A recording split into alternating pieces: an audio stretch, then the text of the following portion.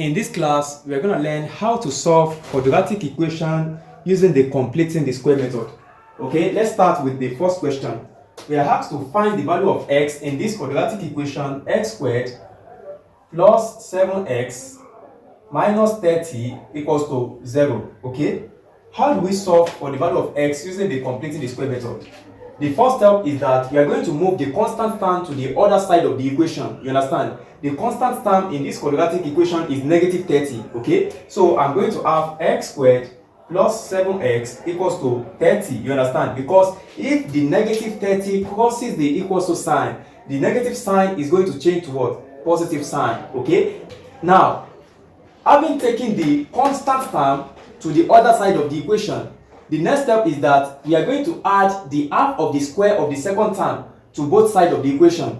The second term in this equation is plus 7. You understand? So half of plus 7 is what?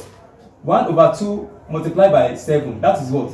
7 over 2. You understand? So I'm going to add the square of 7 over 2 squared to both sides of the equation. You understand? So I'm going to have x squared plus 7x plus 7 over 2 squared equals to 30 plus 7 all over 2 squared. Please, do you understand? What I did is that I take the half of 7. Half of 7 was 7 over 2. Then I square it. Having squared it, I add it to both sides of the equation. You understand? So that is why I have 7 over 2 squared and 7 over 2 squared at both sides of the equation. Now, the next step is that I'm going to rewrite the left-hand side of this equation in a perfect square form. You understand? I'm going to rewrite the left-hand side of this equation as a perfect square. So here I'm going to have x plus 7 all over 2 squared equals to 30 plus. Now I'm going to simplify the right-hand side of the equation. 7 over 2 square is what? 7 over 2 multiplied by 7 over 2. You understand? 7 over 2 multiplied by 7 over 2, which is equals to 49 all over 4. You understand? Okay, so I'm going to have plus 49 all over 4. Do you understand? Okay, from this point, I'm still going to have x plus 7 all over 2 squared equals to, now I'm going to take the LCM. The LCM is 4. You understand? 4 divided by 1 is 4. 4 times 30 is what? 120. So I'm going to have 120 plus 4 divided by 4 is what? 1. 1 times 49 is 49. So I'm going to have plus 49. So for this, I'm going to have x plus 7 all over 2 squared equals to 120 plus 49. That is 169. So I'm going to have 169 all over 4. You understand? Now the next step is that I'm going to take the square root of both sides. Okay? So I'm going to have the square root of this all over the square root of this. You understand? So this square will be cancelled by this square root. You understand? Okay, so let us proceed. For this, I'm going to have x plus 7 all over 2 equals to plus or minus the square root of 69 is 13. So I'm going to have 13 all over the square root of 4 is what? 2. You understand? Okay, from this point, x equals to negative 7 all over 2 plus or minus 13 all over 2. I'm going to explain. If this positive 7 over 2 crosses the equals to sign to the right hand side of the equation, it's going to change to what? Negative. So that's why I have negative 7 over 2 plus or minus 13 all over 2. Now from this point, we are going to separate this fraction. Okay, so for this, I'm going to have x equals to negative 7 over 2, negative 7 all over 2 plus 13 all over 2, or negative 7 all over 2 minus 13 all over 2. You understand? Because I'm having two fractions with two signs in between. You understand? So I separate it. Now from this point, I'm going to take the LCM. The LCM here is what? 2. 2 divided by 2 is 1. 1 times negative 7, that's negative 7. 2 divided by 2 is 1. 1 times positive 13, that will give us positive 13. You understand? Or take the LCM again. The LCM of 2 and 2 is what? 2. 2 divided by 2 is what? 1. 1 times negative 7, that is negative 7. 2 divided by 2 is what? 1. 1 times negative 13, that is what? Negative 13. You understand? Okay? From this point, please, you just have to pay attention. It's simple. Okay? Now, from this point, negative 7 plus 13 is just as if saying that 13 minus 7. That will give us what? 6. You understand? 13 minus 7 is 6. So I'm going to have x. Please just pay attention. X equals to 6 all over 2 or negative 20 all over 2. You understand? Oh, I discovered that you cannot see this because of the way I place the camera. You understand? I just separate this fraction into 2. You understand? So it's just the same explanation. Okay, I just separate the fraction into 2. You know, I'm having two fractions separated by two different signs, which is what? Positive and negative. So I separate the fraction into 2. You understand? That's what I did here. Okay, so let's proceed with the question. X is equals to 6 over 2. 6 over 2 is what? 3. So I'm going to have 3 or negative 20 divided by 2. That's what? Negative 10. So the value of x that makes the quadratic equation x squared plus 7x minus 30 equals to 0 is what? 3 and negative 10. If you substitute those values into those,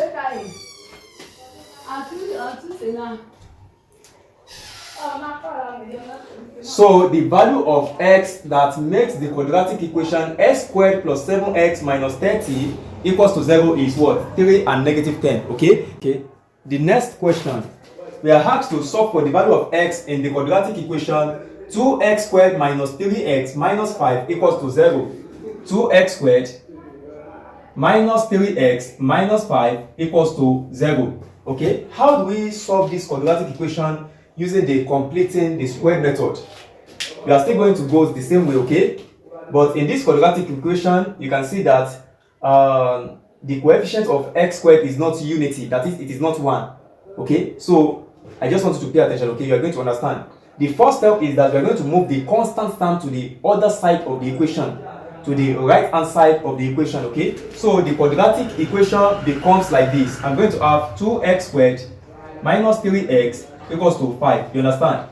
Okay, now because the coefficient of the highest power in our quadratic equation, that is x squared, is not unity, that is, it is not 1, we have to make it 1 by dividing the quadratic equation by that coefficient. And the coefficient of x squared in this quadratic equation is what? 2. So I have to divide all through by 2. You understand? So here I'm going to have divide by 2, divide by 2, and divide by 2. Do you understand? Okay, I'm going to have x squared minus 3x equals to, okay, minus 3x all over 2 equals to 5 all over 2.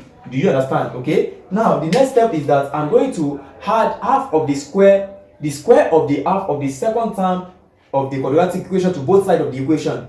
Listen, I'm going to add the square of the half of the second term to both sides of the equation.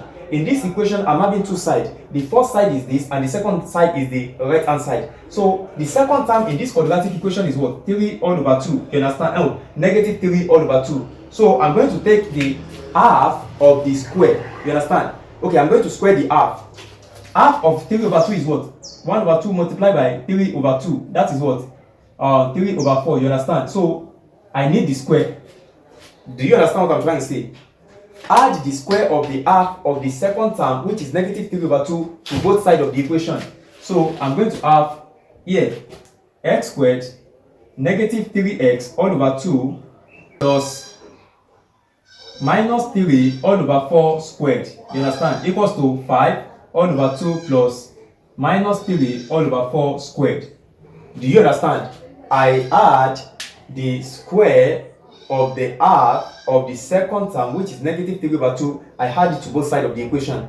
Okay, now from this point, please pay attention. I'm going to rewrite the left hand side as a perfect square. I'm going to rewrite the left hand side of this equation as a perfect square. The left hand side of this equation is what? X squared minus 3x all over 2 plus negative 3 over 4 squared. You understand? So I'm going to rewrite it as a perfect square. I'm going to have x minus 3 all over 4 squared equals to, so I'm going to simplify the right hand side. You see, if you expand this bracket, you are still going to have negative 3x all over 2. You understand? So having rewrite this as a perfect square, I'm going to simplify the left and the right hand side. Here I'm going to have 5 all over 2 plus negative 3 times negative 3, that is what? 9. 4 multiplied by 4 is what? 16. So I'm going to have 9 over 16. You understand? So here I'm going to have x minus 3 all over 4 squared equals to what is the LCM of 16 and 2? The LCM is what? 16. So I'm going to have 16 divided by 2 is what? 8. 8 times 5 is what? 40. So I'm going to have 40 plus 16 divided by 16 is what? 1. 1 times 9 is what? 9. So I'm going to have 40 plus 9. Okay, let's proceed. I'm going to have x minus 3 over 4 squared equals to 49 all over 16. Now the next step is that I'm going to take the square root of both sides. Okay, so I'm going to have the square root of both sides. Do you understand? Okay, the reason why I took the square root of both sides is that I want to eliminate the square at the left hand side of the equation. So taking the square root of both sides, this square will be cancelled by this square root. You understand? Okay, so I'm left with what? X minus 3 over 4. Okay, x minus 3 over 4 equals to plus or minus the square root of 49 is what? That is 7. And the square root of 16 is what? 4. So I'm going to have 7 all over 4. Do you understand? Okay, so let us proceed. For this, I'm going to have now x minus 3 over 4. X minus 3 over 4 equals to plus or minus 7 all over 4.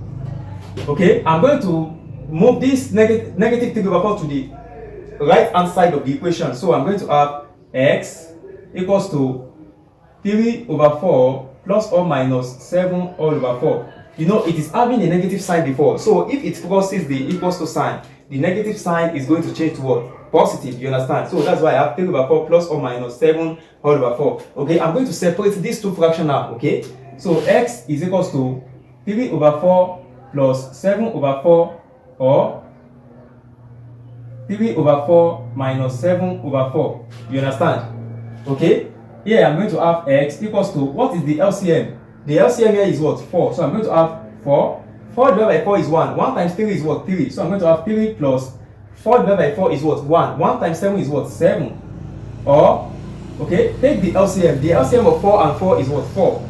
So 4 divided by 4 is 1. 1 times 3 is what? 3. 4 divided by 4 is 1. 1 times negative 7, that is what? Negative 7. Okay, so x is equals to 7 plus 3 is what? 10. 10 over 4 or 3 minus 7, that is what? Negative 4. So I'm going to have negative 4 all over 4. You understand? Okay, I can reduce this fraction. Hence, I'm going to have x equals to 10 divided by 4 is what?